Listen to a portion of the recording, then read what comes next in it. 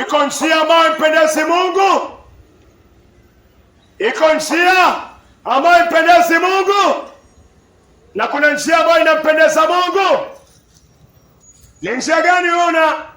Ni njia gani unatembelea? Ni njia gani mimi natembelea? Kiangalia kitabu cha Mathayo. Kuna njia inaelekea uzimani na kuna nyingine inaelekea uharibifuni. Unatembelea njia gani? Mathayo 7:13.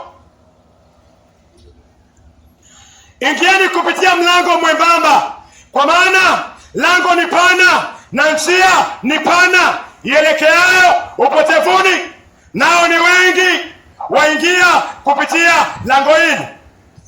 Lakini mlango ni mwembamba na njia ni finyu ielekeayo kwenye uzima, nao ni wachache tu waionayo. Mungu anasema kuna njia mbili. Kuna njia inaonekana sawa kwa macho ya mwanadamu, lakini mwisho wake inaelekea kwa maangamizi. Njia ya pombe, kulala na mwanamke wenyewe, inaonekana nzuri kwa macho yako, lakini mwisho wa siku jehanamu. Kuiba inaonekana vizuri kwa macho yako, na ni njia pana, ni njia ambayo inakubaliana na mwili wako. Hiyo ni njia pana. Maji ya wizi ni matamu kuliko maji yako mwenyewe. Yesu anasema ikimie njia pana kwa kutubu na kuamini Injili. Kulala na mwanamke ambaye wana naye ni njia nzuri, inapendeza kwa mwili, lakini ni hatari. Kulewa ni njia nzuri kwa mwili, lakini ni njia mbaya kwa roho.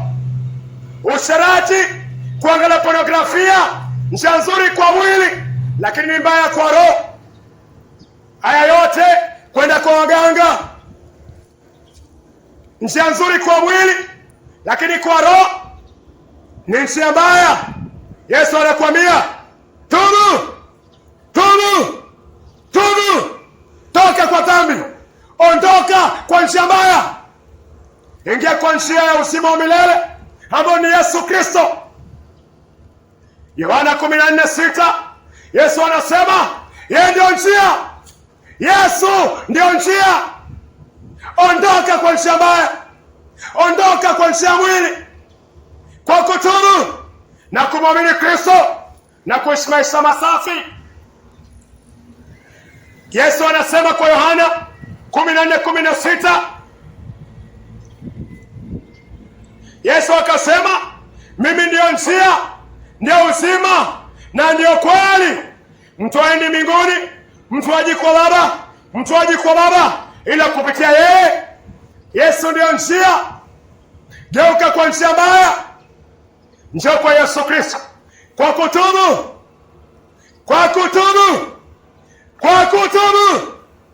na kuamini Injili. Kabla hujaitwa marehemu, geuka kutoka njia mbaya. Yesu alimwaga damu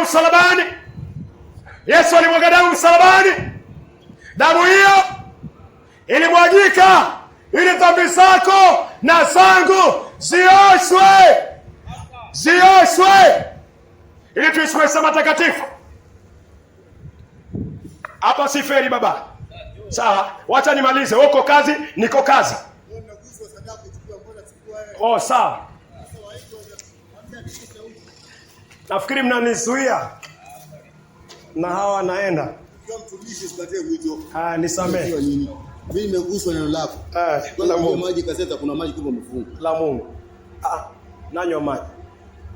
Mungu awabariki, nisameheni kwa hili. Sauti nyoke vizuri. Asante. Sawa. Mungu awabariki. Wewe umetoka kule. Na ngoja kale mtumishi akasema ndio maji kumbe amefunga.